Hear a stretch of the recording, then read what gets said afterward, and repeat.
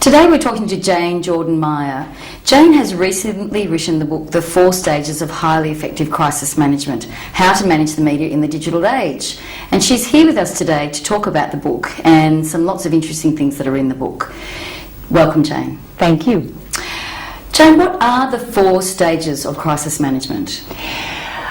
The stages reflect how human beings like to tell stories, really. Everything is very predictable because human beings like to shrink, squeeze the story according to their own perception. So how it breaks down, and this is how the media report a crisis.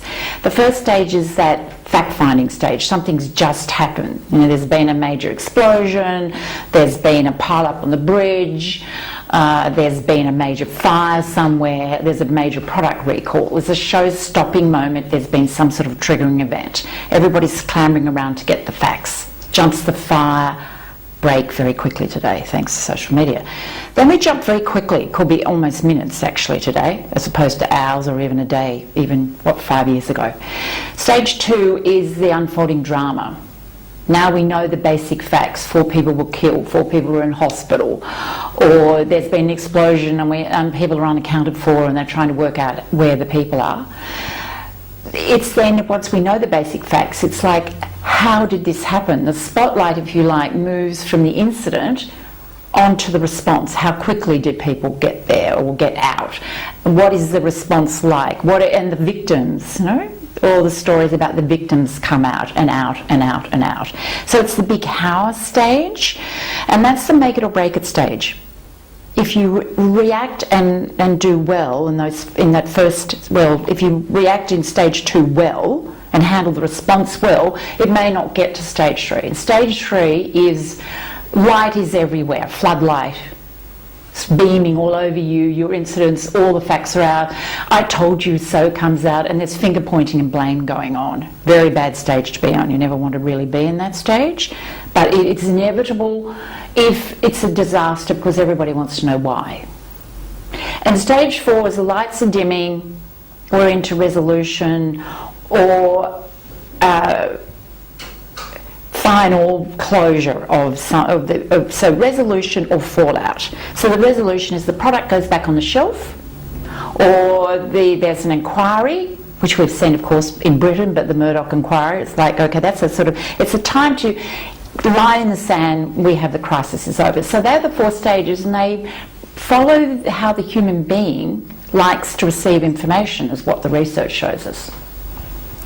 And how has the digital and social media changed the way we manage a crisis? By speed. I was actually very tempted to call the book It's All About Speed because it jumps that fire line very, very quickly. And then, thanks to Twitter, we have eyewitness accounts. So the bottom line is, how's it changed? Enormously in terms of speed. You can't, we used to maybe wait a few hours before we had all the facts. No longer can you do that. You have to get a response out in the first golden hour. So crisis management plans, crisis communication plans are flawed, incomplete, and to me almost criminal if you haven't got social media as part of the plan. And how do you incorporate social media into existing crisis communications plans? Very easily. Because you can, because every crisis follows a similar pattern. So you know what's going to happen in the 4 stages. You can predict who's going to be your spokesperson. You may not be able to predict exactly how the crisis will unfold. So you know that Twitter's probably going to break the news today.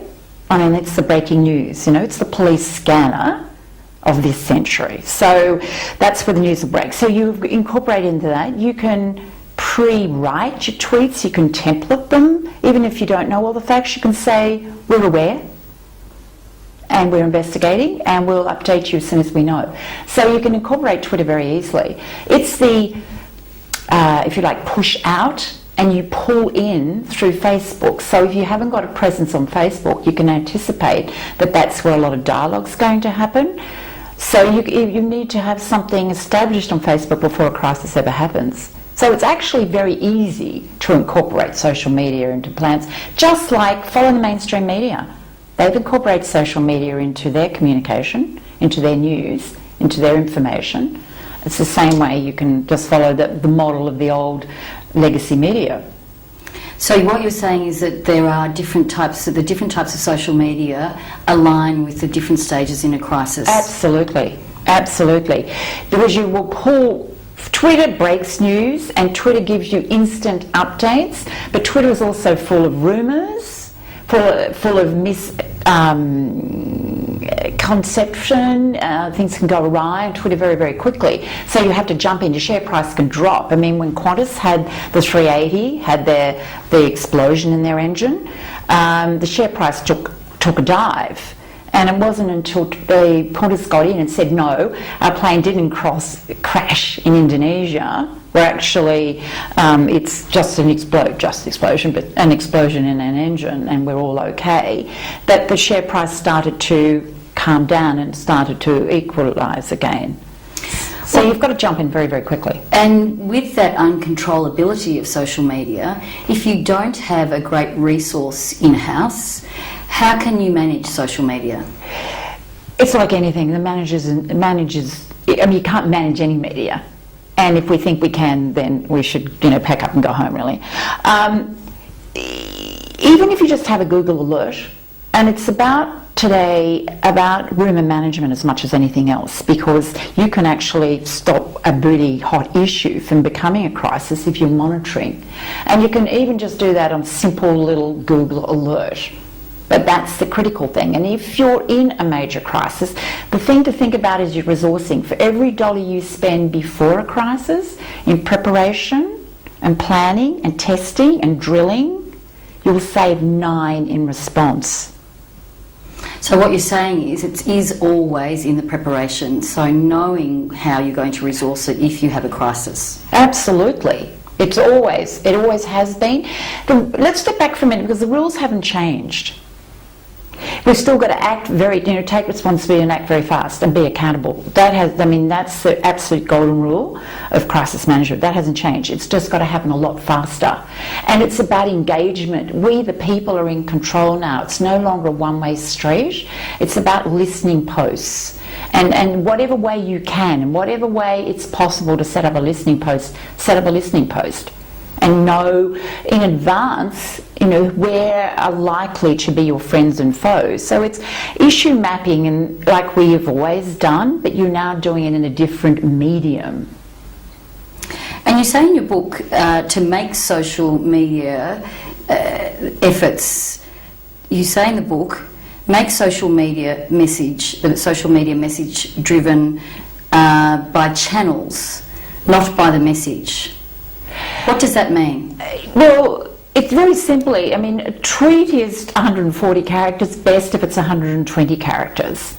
So you've got to think about the medium that you're using in terms of it's like choosing between a newspaper versus television in the old-fashioned world, that you choose, may even be a LinkedIn discussion. You decide in stage 2 that actually the heat is coming from some of the professional groups in LinkedIn. So you've got to think about, well, what is the best way to counteract what's being said about us in LinkedIn or on Facebook?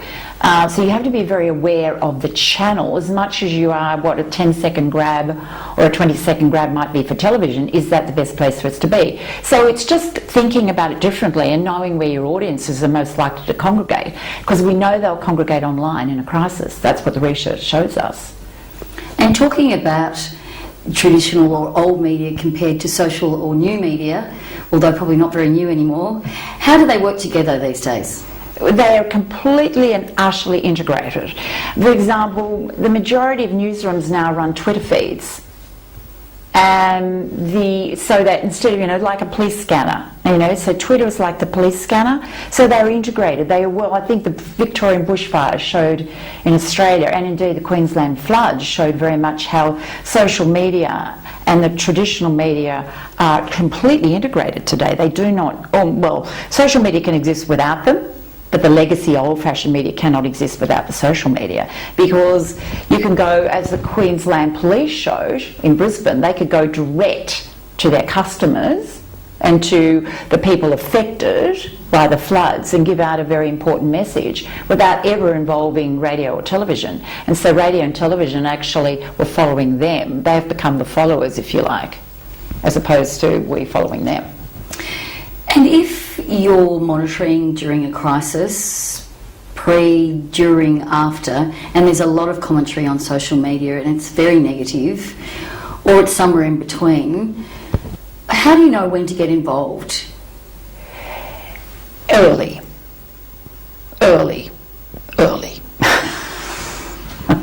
And should you continue on? There is a fine line between when you decide to take something offline. I think some of the biggest mistakes that have been made in the early days, and still people are learning about social media, and I think the big wake-up calls were in the Victorian fires and then again Queensland floods, is how instantaneous it is and how incredibly important it is as part of crisis communication management. So, but it's also a case is not engaging. Why would you air your dirty linen in public? It's a no-no. I mean, any good best practice tells us that. So let's take the conversation offline. You know, make the phone call, send an email, but get offline as fast as possible as well. So intervene quickly and get offline quickly. So it's about early intervention. And finally, for people who have organisations that are trying to revise their crisis communications plans, what's your first steps? What are your tips for them? In terms of social media, then listen. Listen. Monitor. Get to know, if you're not on Twitter, then at least if nothing else, get a Twitter handle, because somebody else will take it from you. There's famous cases with CNN in the States where somebody in Britain actually went, oh, I'm going to just use CNN's handle on Twitter. So establish some sort of a presence on Twitter. Where are your customers? And Facebook is now making it easier for Australian brands to actually be involved in Twitter, in Facebook.